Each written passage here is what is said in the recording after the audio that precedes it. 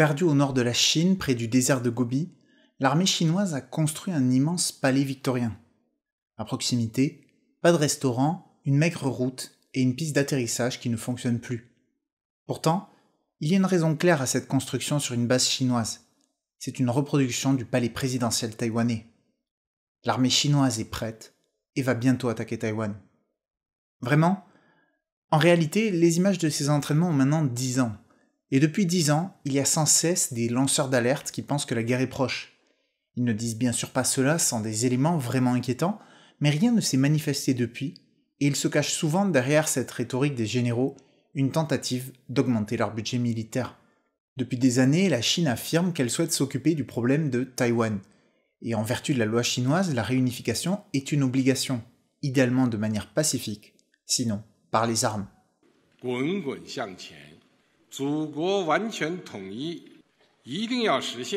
Mais cette volonté apparente est toujours cachée derrière une date floue ou très lointaine, comme 2049 pour les 100 ans du parti. Évidemment, on fait plus attention aujourd'hui, car tout cela rappelle les actions actuelles de la Russie qui semblaient impossibles malgré l'annexion préalable de plusieurs territoires. Cette situation force à réévaluer la façon dont nous percevons l'opposition entre Taïwan et la Chine. Il est important de se rappeler que, comme Poutine, le Parti communiste chinois peut avoir des agissements qui nous semblent aller contre leurs intérêts, car nous ne comprenons pas tout à fait ce qu'ils veulent réellement. Il est crucial de garder à l'esprit que les membres du parti parlent davantage à leur population qu'aux étrangers. Vous serez peut-être surpris de savoir que l'humiliation soi-disant subie par la séparation de Taïwan avec le continent est complètement factice. La République de Chine n'a jamais dirigé l'île. Taïwan est un sujet facile pour jouer sur le nationalisme et pour faire remonter les votes ou détourner l'attention de problèmes internes. Il y a toutefois un risque à trop utiliser cette tactique, y compris pour le parti, car elle pourrait finir par ne plus fonctionner. La Chine pourrait alors décider d'aller plus loin ou au contraire, y être obligée car la population finirait par se demander pourquoi une action militaire n'a pas encore été lancée alors que cela semble si simple.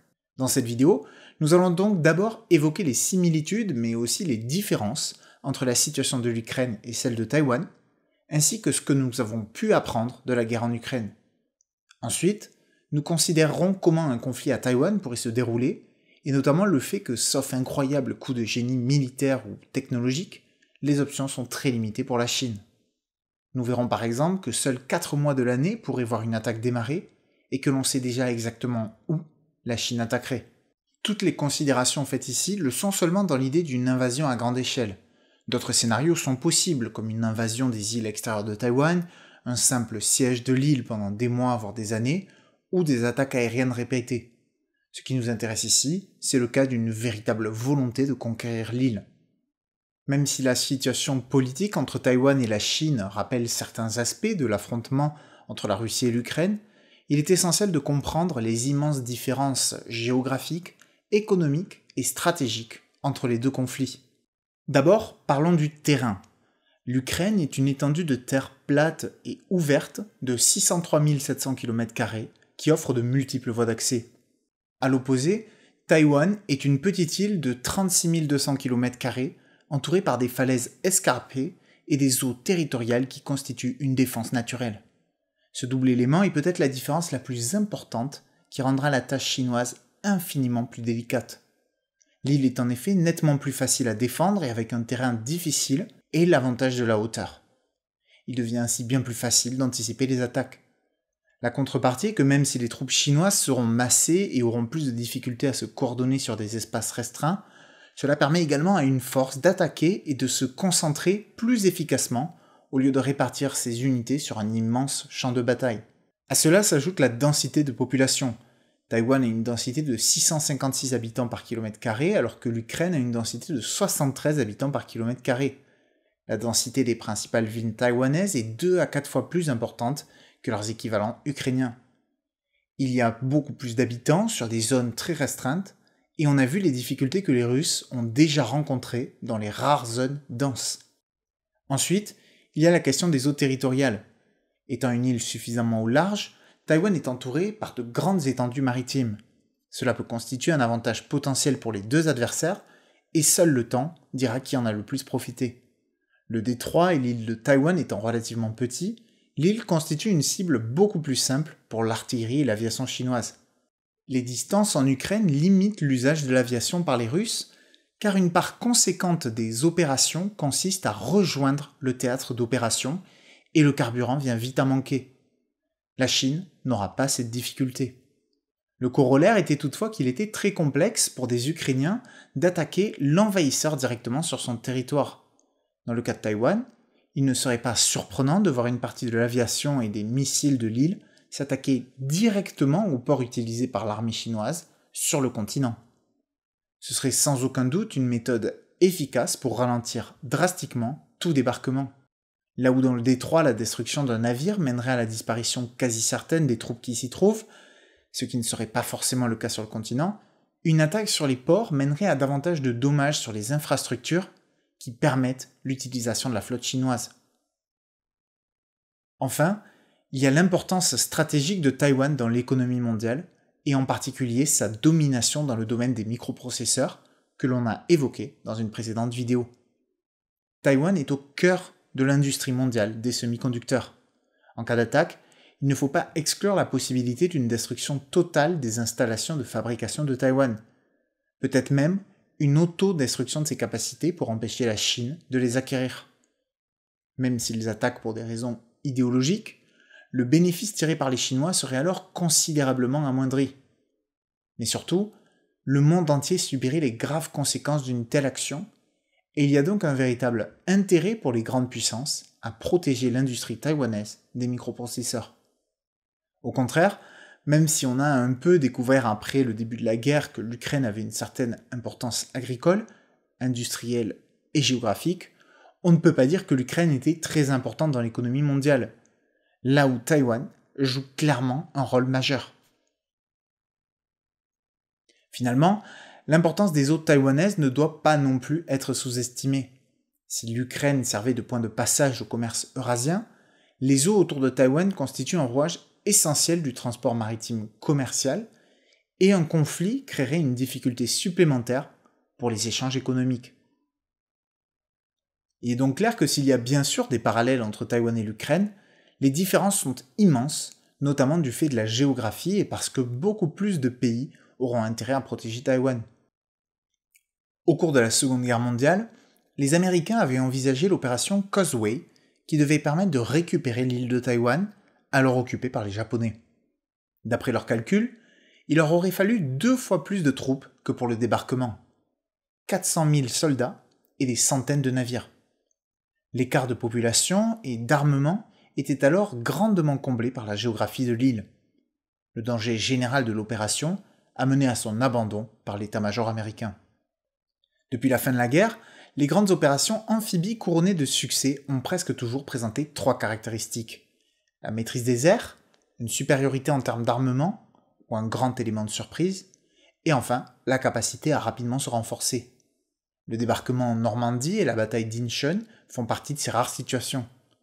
À l'exception de la guerre des Falklands, où l'aviation britannique partait de plus loin que l'armée argentine, je ne connais pas d'attaque amphibie d'envergure remportée en dépit d'un désavantage certain dans l'une des 3 catégories.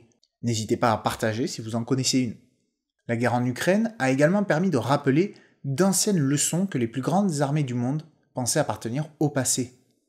Depuis le Vietnam pour les États-Unis et l'Afghanistan pour l'URSS, tous les conflits auxquels ces armées s'étaient livrées s'étaient soldés par des victoires relativement rapides ou des implications limitées dans le conflit. La Russie, comme certainement les États-Unis, avait oublié la possibilité qu'une armée ennemie puisse lui résister par les armes et repousser l'envahisseur. Et l'une des conséquences majeures de cet état d'esprit, vous l'avez certainement entendu des dizaines de fois depuis 2 ans, la sous-estimation de la logistique. Si la Russie a très vite conquis la majorité de l'Ukraine, elle s'est trouvée au bout de quelques semaines à court de nombreux équipements et de renforcements suffisants pour maintenir la pression qu'elle imposait. C'est notamment ce qui a permis à l'Ukraine de reprendre un temps le dessus. Si vous souhaitez en savoir plus, des dizaines de threads sur Twitter rentrent dans les détails, mais vous pouvez également vous référer à l'Institute for the Study of War. Sauf à réaliser un siège ou prendre rapidement le contrôle complet de l'île, la Chine devra impérativement prévoir des méthodes de renforcement et de ravitaillement efficaces.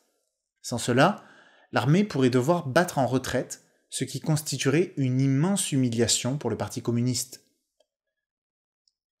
Mais même en conquérant des parties ou l'intégralité de l'île, l'affrontement sera probablement loin d'être terminé si les habitants s'inspirent de l'exemple ukrainien, ce que l'on peut supposer au vu de l'entraînement qu'ils suivent. Alors que de nombreuses villes avaient été prises par les Russes, la résistance par la guérilla urbaine avait été une très mauvaise surprise pour l'envahisseur qui n'a jamais réussi à véritablement dominer de nombreuses villes. L'alternative était alors souvent le retrait de l'armée ou la destruction complète de la ville par les bombardements. Enfin, la question du moral des troupes avait également été reléguée au second plan. Quelques semaines ou mois de combat ne suffisent pas à le faire chuter suffisamment. Mais passer 6 mois, 1 an ou plus, comme dans le conflit ukrainien, surtout sans faire de progrès, et le moral s'affaisse inévitablement. Cumulé à la question de l'acceptation du conflit par la population, et un cocktail dangereux peut se dessiner.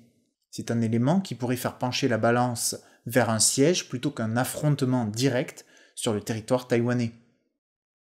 Si le choix est toutefois fait de réaliser une véritable attaque amphibie, l'élément de surprise est à oublier. La supériorité aérienne et les renforcements rapides sont 2 des 3 conditions presque indispensables à la réussite d'une opération amphibie. La troisième, qui est la supériorité en termes d'hommes et d'armement, peut être en partie compensée par un élément de surprise.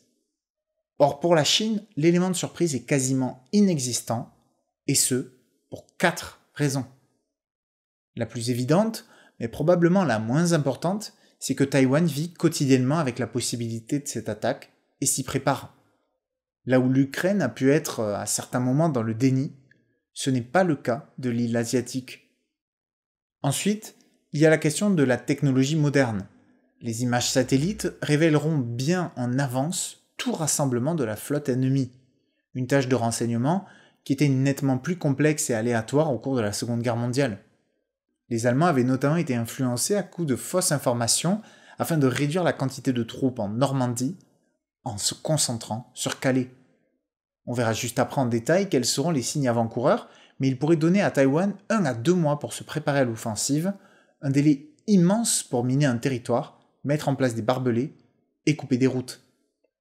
Le jour même de l'offensive, la possibilité de surprise restera très restreinte. Le détroit entre Taïwan et la Chine est presque 3 fois plus long que la portion de la Manche qu'avaient traversé les Alliés. Il sera bien plus simple pour Taïwan de repérer les troupes ennemies et d'adapter sa stratégie en direct, ce qui avait été très compliqué pour les Allemands dans les heures critiques de l'offensive. Mais les 2 éléments les plus importants sont naturels, la géographie de l'île et le climat de la région. Géographiquement, l'île est une véritable forteresse, bordée de falaises et de montagnes s'élevant à des centaines voire des milliers de mètres. Sur 95% de son littoral, l'île donne au maximum quelques dizaines de mètres de terrain accessible avant de stopper toute progression groupée. Le seul choix pour un débarquement massif est alors simple, attaquer les rares plages taïwanaises reliées par un terrain relativement plat au cœur de l'île. Mais il ne faut pas s'attendre à un terrain ressemblant à celui de la Manche. Il y a moins de 15 plages sur l'ensemble de l'île qui pourraient permettre un tel débarquement. Et ce chiffre, c'est en comptant plusieurs plages qui n'offrent qu'1 ou 2 kilomètres avant de voir des massifs montagneux de plusieurs centaines de mètres ralentir drastiquement toute avancée. Une destruction stratégique d'une dizaine de routes au niveau des montagnes pourrait diviser par 2 le nombre d'emplacements adéquats pour réaliser un débarquement massif. Vient ensuite le climat, qui est bien plus restrictif que vous ne pourriez l'imaginer. 2 périodes de mousson frappent le détroit séparant le continent et l'île. D'abord de novembre à mars, où les vents et les vagues rendront très périlleuse une traversée, puis pire encore de juillet à septembre, la période des typhons. Certains considèrent même que les brouillards de mai et juin seraient trop handicapants au regard de l'échelle de l'opération. Cela laisserait donc entre 2 et 4 mois dans l'année disponibles pour réaliser cette opération avec des périodes idéales en avril et en octobre. En résumé, la Chine pourra attaquer durant un maximum de 4 mois de l'année une dizaine de plages de l'île, qui aura préparé son terrain pendant presque 2 mois et dispose de très haute technologie pour suivre l'armée ennemie. Difficile de considérer que l'attaque bénéficiera d'un important élément de surprise. Cette vidéo est sponsorisée par moi-même. À la fin de cette vidéo, vous saurez l'essentiel pour comprendre pourquoi la Chine aura du mal à conquérir Taïwan. Mais savoir comment la Chine pourrait s'y prendre est une toute autre chose. Ma prochaine vidéo expliquera comment se déroulerait une telle attaque frontale, mais pour ceux qui soutiennent la chaîne sur Tipeee ou via les memberships YouTube ou Patreon que je viens d'ouvrir pour ceux qui préfèrent, inutile d'attendre 2 mois, la vidéo sera disponible dès que vous aurez fini de regarder celle-ci. C'est à la fois une façon de remercier les personnes qui soutiennent financièrement la chaîne depuis des années, et en même temps, une bonne raison de vous encourager à le faire aussi. Pour l'instant, je ne promets rien quant à la régularité de ces visionnages en avance pour Patreon, Tipeee et les membres YouTube, mais je vais y faire un effort pour parvenir à offrir cet avantage de façon continue. Merci d'avance si vous décidez de soutenir la chaîne, et si ce n'est pas le cas, pas d'inquiétude, vous pourrez quand même avoir accès à la vidéo sur YouTube, il faudra juste attendre un peu plus. Comme je l'ai dit plus tôt, il y aura des signes avant-coureurs conséquents, certains plusieurs mois avant une attaque, quelques-uns 1 an et demi, voire 2 ans avant, ce qui laissera énormément de temps à l'île pour se préparer. Il faudra non seulement déplacer des masses conséquentes de soldats et d'armements, mais aussi procéder à une augmentation de la production de nombreux équipements, notamment les missiles et munitions. S'il y a déjà quelques indications d'une croissance des capacités de fabrication en Chine, cela reste encore trop restreint pour une attaque de Taïwan. Le matériel nécessaire pour monter une attaque amphibie est encore plus large que ce dont avait besoin la Russie en Ukraine, où la marine jouait un rôle nettement moins important que celui qu'elle jouerait à Taïwan, où elle serait au centre de l'affrontement. Tous les types de missiles seront nécessaires, et pour une agence de renseignement, une telle préparation ce n'est clairement pas subtil, et quand on voit tout ce que savaient les Américains sur l'invasion russe, ils seront encore plus en avance si les Chinois se préparent à une invasion. Certains pensent que l'armée prendra certaines mesures pour allonger la durée de mobilisation des militaires, parce qu'elle l'avait fait en 2007, juste avant des élections à Taïwan, voire qu'elle ordonnera la mobilisation nationale plusieurs mois à l'avance, ce qu'elle n'a pas fait depuis 1979. Ça réduirait considérablement l'effet de surprise, mais après avoir vu le conflit ukrainien, peut-être qu'il vaut mieux lui privilégier une meilleure préparation. Les congés des militaires seront peut-être suspendus ou restreints pendant que les unités seront placées en état d'alerte, même loin du conflit. Certaines disparaîtront tout simplement des regards afin de maintenir des postes de commande en toutes circonstances. Mais surtout, le parti mettra certainement en place des mesures exceptionnelles de maintenance sur les équipements majeurs et remplacera les entraînements classiques par des exercices concentrés sur des points spécifiques comme les tirs de torpilles et de missiles. Il sera également nécessaire d'établir des hôpitaux et de prévoir d'immenses réserves de sang. Enfin, et cela va peut-être vous surprendre, mais une inquiétude de la Chine concerne ses frontières. Il y a des tensions conséquentes entre la Chine et nombre de ses voisins, notamment l'Inde et le Pakistan, au point que des accords militaires ont été réalisés pour interdire l'usage d'armes à feu dans certaines zones de l'Himalaya. La Chine craint également les quelques rebelles islamistes dans la province du Xinjiang. Si ces menaces ne sont pas immenses, il est certain que la mobilisation de la majorité de l'armée chinoise sur le front taïwanais constituera pour elle une occasion idéale de prendre le dessus sur leurs voisins. Au-delà de la préparation militaire, la Chine ne peut pas croire qu'elle ne subira pas de sanctions sous prétexte qu'elle est un acteur central de l'économie mondiale. Si la Russie n'a évidemment pas son poids économique, la force des sanctions qu'elle a subies laisse peu de doute quant au fait que les Occidentaux en imposeront à la Chine. Même si elles seront sûrement plus faibles, il faudra y préparer la population, ce qui sera peut-être tout aussi difficile que de la préparer aux pertes qu'une guerre engendre. Il est donc probable que quelques mois, voire années avant l'offensive, le parti chercherait à réduire ses dépendances envers les pays occidentaux, elle bloquerait le départ de certains capitaux et chercherait à rapatrier les capitaux présents à l'étranger. On peut également s'attendre à ce qu'elle fasse certains stocks, médicaments, carburants, matières premières, technologies essentielles, ou encore évidemment, de la nourriture. Au regard de l'ampleur de la tâche et de tous les éléments que l'on a précédemment évoqués, si toutes ces manœuvres sont mises en marche, il est clair que l'effet de surprise sera très limité. La question sera davantage de connaître le jour et l'heure exacte de l'attaque que de savoir si elle arrivera dans 1, 2 ou 5 ans. Si une attaque se produit, ce qui reste un grand si, elle devrait être relativement imminente car des questions géographiques vont forcer la main du Parti communiste chinois.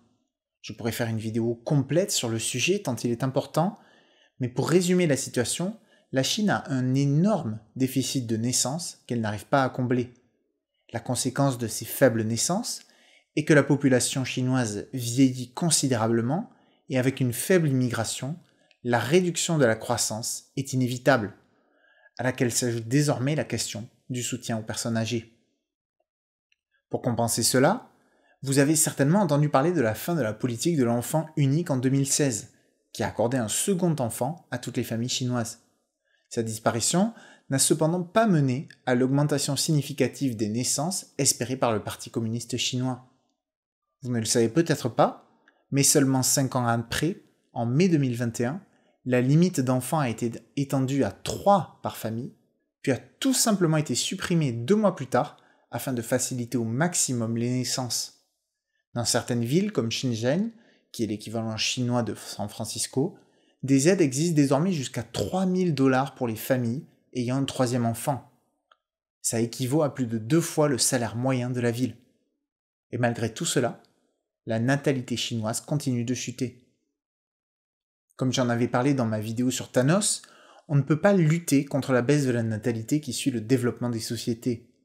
L'Inde ferait d'ailleurs bien d'en tenir compte au lieu de créer des règles toujours plus limitantes sur le sujet. Cela avant qu'elle ne regrette sa faible natalité. En conséquence de tout ça, l'âge moyen des travailleurs a cru 2 fois plus vite en Chine que dans la majorité des pays occidentaux. Et cela touche de façon disproportionnée l'armée, puisque par essence, la majorité de ses membres sont jeunes. On verra dans la prochaine vidéo à quel point la supériorité numérique sera importante en cas d'attaque, et donc à quel point cet effondrement de la natalité est grave pour l'armée. Il est évidemment difficile de savoir exactement à quoi ressemble l'armée chinoise, mais de nombreuses sources permettent d'avoir une idée convenable, comme ce document mis à jour chaque année par le Congrès américain. Il permet bien plus facilement de faire une comparaison entre les forces en place, même si tous les équipements ne sont bien sûr pas égaux, et que cela ne peut donner donc qu'une idée générale du rapport de force. Cumulé avec d'autres sources, j'ai essayé de donner une estimation approximative des forces en présence. Côté chinois, il y a eu une grosse augmentation des capacités notamment marines, ainsi que la réalisation de nouveaux avions et missiles développés au cours des dernières années. Il existait un retard conséquent de l'armée dans de nombreux domaines, donc cette amélioration n'est pas aussi inquiétante qu'elle puisse paraître. Il s'agit en partie d'un rattrapage. Mais une part non négligeable a consisté en un véritable développement vers des normes contemporaines d'équipement, voire des avancées au-delà de toutes les armées du monde, à l'exception évidemment de l'ogre américain. Commençons par la comparaison avec Taïwan sur la flotte navale, où on voit une disparité immense. La supériorité chinoise sera toutefois forcément inférieure le jour J. Elle ne pourra tout simplement pas tout utiliser en même temps. Que ce soit parce que tous les véhicules ne peuvent fonctionner 100% du temps, ou ne serait-ce que pour maintenir sa protection face à d'autres menaces. Malgré cela, vu qu'elle choisira normalement plusieurs mois avant le moment de l'attaque, elle pourra s'assurer la présence de par conséquence de sa flotte, certainement au minimum 80%, voire réquisitionner une partie de sa flotte civile pour la traversée du détroit. La marine taïwanaise est volontairement sous-équipée car c'est un domaine où il est clair que le pays ne pourra pas faire le poids face à son immense voisin. La résistance supplémentaire n'apportera pas une différence proportionnelle à l'investissement et il est donc préférable de se concentrer sur les 2 secteurs où la configuration de l'île la favorise, l'armée de terre et l'armée de l'air. À nouveau, la supériorité aérienne est chinoise, mais cette fois-ci beaucoup moins nette, avec un facteur de 1 pour 6 contre le double pour la marine. Cela dit, si elle est correctement utilisée, l'aviation taïwanaise pourrait causer des dégâts massifs à la marine chinoise. Avec des centaines de navires à portée, elle pourrait couler de grandes quantités d'équipements avant même qu'ils n'arrivent sur l'île et réduirait à chaque navire détruit la vitesse de déploiement de l'armée. Si cela peut sembler anecdotique, une simple réduction de 10% des capacités totales de transport à chaque traversée peut rapidement s'accumuler et mener à une incapacité de renforcer suffisamment l'offensive, ce qui sera indispensable. Évidemment, d'immenses pertes humaines s'y ajouteraient vu que le détroit mesure près de 150 km et que des opérations de secours seraient très difficiles à mettre en œuvre. Cumulé au fait que la marine chinoise est loin de pouvoir transporter des centaines de milliers d'hommes à chaque traversée, et la Chine pourrait vite se retrouver dans la difficulté logistique qu'a subie la Russie après les premières semaines. Ajoutez enfin à cela une position de défense bien plus favorable qu'en Ukraine, et même une destruction complète de l'aviation taïwanaise pourrait ne pas suffire si celle-ci a entre-temps causé suffisamment de dommages au transport maritime chinois. Finalement, on en vient à l'armée de terre. Si l'artillerie est forcément très importante, seule une partie peut viser l'île depuis le continent, et seuls quelques véhicules marins pourront être utilisés afin de rapprocher l'artillerie dans le cas d'une offensive totale. C'est toutefois l'une des raisons pour lesquelles le siège pourrait être privilégié. L'île pourrait être encerclée d'éléments d'artillerie à même de la viser. La différence en termes de troupes peut sembler immense, mais comme je l'ai évoqué précédemment, il sera difficile à la Chine de transporter sur l'île la majorité de ses soldats, et certains devront de toute façon couvrir d'autres objectifs et d'autres fronts. En plus de cela, la position de défense en hauteur des Taïwanais fait qu'un avantage numéraire conséquent sera de toute façon indispensable à la Chine. En général, l'attaquant doit avoir 3 fois plus de soldats que le défenseur, mais ici il est possible que ce chiffre soit multiplié par 2 en tenant compte de tous les facteurs que l'on a listés plus tôt. Enfin, la différence de véhicules terrestres est à mon sens une des plus secondaires car le terrain taïwanais, surtout s'il est miné et que des routes sont détruites, n'est pas du tout idoine à un assaut véhiculé. Au global, on voit tout de même une supériorité massive de la Chine. Mais si ce tableau semble pouvoir réjouir le Parti communiste chinois, il sait que plusieurs ombres le menacent. Un des principaux problèmes que l'on a évoqué est la baisse dramatique de la natalité, et la Chine voit comme la Russie sa population diminuer et vieillir. On a effleuré le sujet dans la vidéo sur la population, mais si Xi Jinping dit que le problème de Taïwan ne peut pas être toujours renvoyé aux générations suivantes, c'est notamment parce qu'il a conscience de ce problème et qu'il n'aura plus jamais autant de troupes entraînées à disposition qu'aujourd'hui. Ensuite, purement sur l'aspect militaire, 2 équipements de la même catégorie ne se valent pas nécessairement. Et là-dessus, Taïwan a globalement une armée équipée de façon plus moderne que la Chine, même si cette différence tend à diminuer. Il est également probable que la corruption quotidienne en Chine ait causé des dommages quand on voit ceux de la corruption en Russie. Enfin, il faut également rappeler que l'armée chinoise n'a pas eu d'expérience du combat depuis plus de 40 ans avec l'invasion ratée du Vietnam en 1979. L'expérience est également faible au niveau taïwanais, mais la stratégie et l'expérience est nettement plus importante à l'offensive qu'à la défensive, surtout sur un terrain aussi favorable aux défenseurs que cette île. À cela, il faut ajouter que Taïwan sera sans aucun doute formé par des experts américains qui ont, eux, participé à des conflits réguliers depuis la fin de la Seconde Guerre mondiale. L'opposition entre la Chine et Taïwan ressemble donc à une illustration grandeur nature de David contre Goliath, un combattant nettement plus fort que l'autre, mais qui pourrait être vaincu par un adversaire qui fait usage de ses propres avantages pour retourner la situation. Si vous souhaitez tout de suite voir la prochaine vidéo qui traitera de la possibilité d'une attaque amphibie frontale par la Chine, vous pouvez vous diriger vers les memberships YouTube, vers Tipeee ou Patreon. Tous ceux qui soutiennent la chaîne ont dès maintenant accès sur la plateforme de leur choix à ma prochaine vidéo qui détaille le scénario probable en cas d'attaque de Taïwan par la Chine, des premières heures du conflit jusqu'à la fin des premiers mois dans le cas où l'île résisterait aussi longtemps.